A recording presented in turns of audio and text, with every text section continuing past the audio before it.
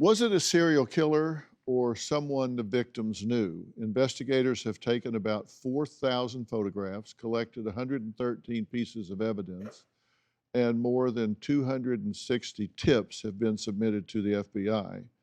Now, 4 weeks later, this quadruple murder still remains a mystery. Now, cyber sleuths have flooded social media with theories about the case. Now, joining us virtually is independent true crime aficionado Lisamarie. Thank you for joining us. Thank you for having me. It's an honor. Thank you. You said that you spoke to someone who was at the party with Xana and Ethan. What did you discover in talking with them? So this person wanted to remain anonymous, but they were at the party with Xana and Ethan that night. And what they told me is that Ethan had words with a person who is in the frat, and that it got heated, and that at some point Xana kind of pulled him away. And of course, we have the gap and the missing timeline. So where did they go after that, of course? But yeah, apparently he did have words with somebody. This is what we're hearing. This is rumors at this point. But he did say there were heated words, a heated exchange between him and another guy. And Caitlyn, the 911 call focused on an unconscious person. Well, what do we know about that call? As far as I'm concerned, the biggest mystery in this entire, all the evidence that we have so far from our perspective is this 911 call. The series of events around it are very, very bizarre. The 911 call happened a little before noon on Sunday. It was made from one of the surviving roommates' phones, but the cops were very specific in not saying that it was one of the surviving roommates who made the call. It was made from their phone. There were several people in the house at that time.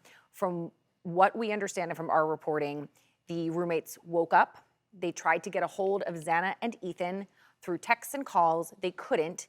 They called some friends to come over out of concern. Xana and Ethan, they're not waking up. We think they might be unconscious. We don't know what's going on. Friends come over. A 911 call gets made. What happens around the actual call when it's being made?